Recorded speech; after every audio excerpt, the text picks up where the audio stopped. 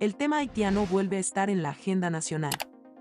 En esta ocasión, a raíz del incidente ocurrido hace poco más de una semana en Ciudad Juan Bos, donde se produjo un enfrentamiento entre agentes de migración y haitianos. Esto ha generado numerosas reacciones.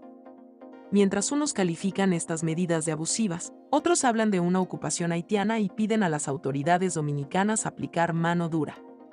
Pero el asunto va más allá de un simple altercado, pues constituye otra muestra de cómo se ha normalizado la contratación de mano de obra ilegal. Según reveló el exdirector general de Migración, 2011 a 2015, José Ricardo Táveres, este evento no es nuevo ya que previamente habían ocurrido otras muestras de desafío al Estado por parte de inmigrantes. Incluso bajo mi gestión de trabajo hubo conatos. Pero, ¿qué pasa? Siempre fueron reducidos al orden.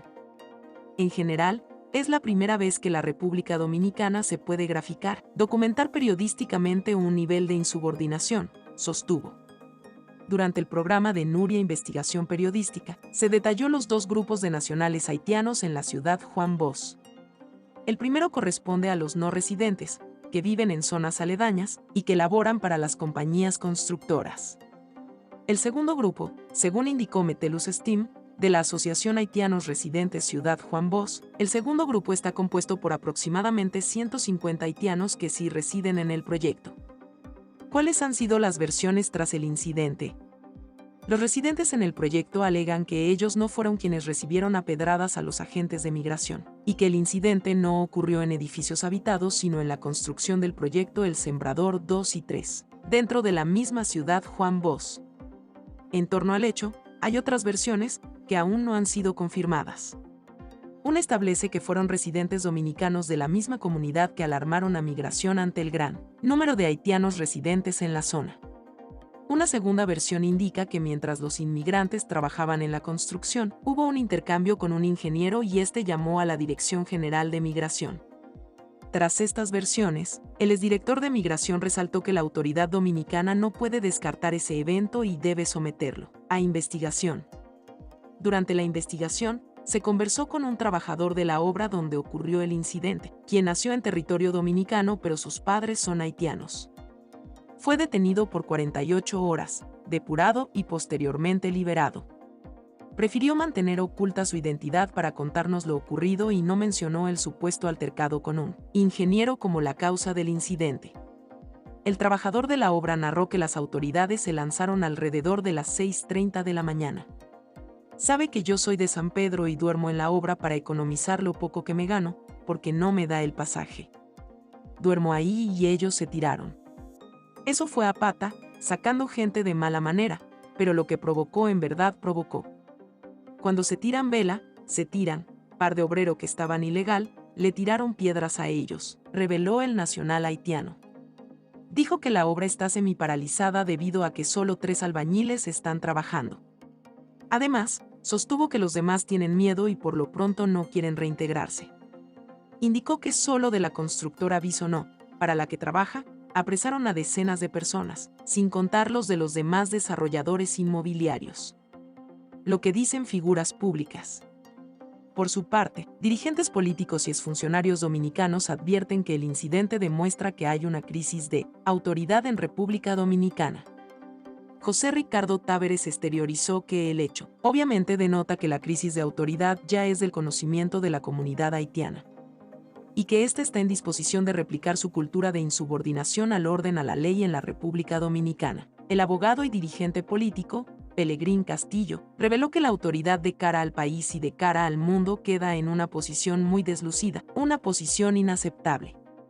Además de la desafiante actitud de los trabajadores, este hecho es una muestra de cómo se ha normalizado la contratación de mano de obra extranjera con estatus irregular en el país, en franca violación al Código de Trabajo que establece la cuota 80/20 que deben aplicar los empresarios, empleando al 80% de los dominicanos y 20% a extranjeros. Un 29% de los trabajadores de la construcción en República Dominicana son haitianos, según un estudio publicado el año pasado por el Instituto Nacional de Migración y la Organización Mundial para las Migraciones, aunque otros aseguran que el porcentaje es muchísimo más alto. La industria de la construcción es muy dúctil para el establecimiento de cantidades, pero sí de porcentajes. si se ha establecido que en la construcción un 90%, 85 a 90% de los trabajadores son haitianos, explicó Táveres. Según estimaciones de la Asociación para la Construcción y Promoción de la Vivienda, ACOPROVI, la mano de obra extranjera llega al 60% en la primera etapa de la construcción de los edificios, pero ese porcentaje desciende en la fase de acabado, en la que se requiere un mayor nivel de cualificación. Este fenómeno no es exclusivo de la República Dominicana. Hay que destacar que en países como Estados Unidos y España se contratan trabajadores temporales bajo la estricta supervisión de las autoridades de dichos países. Por eso, dirigentes políticos llaman a las autoridades dominicanas a aplicar la ley no solo a los obreros sino a los empresarios que los contratan. Deberían empezar las acciones en las empresas que están contratando ilegales porque están violentando el derecho de los dominicanos a trabajar en el país, mantuvo Pelegrín Castillo. ¿Qué se ha hecho desde el gobierno? Hace 8 meses, el gobierno dominicano anunció que dispuso un plazo de 3 meses a los empresarios para regular a sus empleados extranjeros. Ya el plazo venció y se debe cumplir el artículo 132 de la Ley General de Migración que establece multas de 5 a 30 salarios mínimos a quienes contraten a extranjeros ilegales. Creo que la única gestión que llegó a poner multas a empleadores en este país fue la mía y se armó un escándalo, a nivel de gobierno y del CONEP. Y se volvieron locos porque nosotros nos metimos en una empresa y le metimos 500 multa un día, sostuvo José Ricardo Táveres.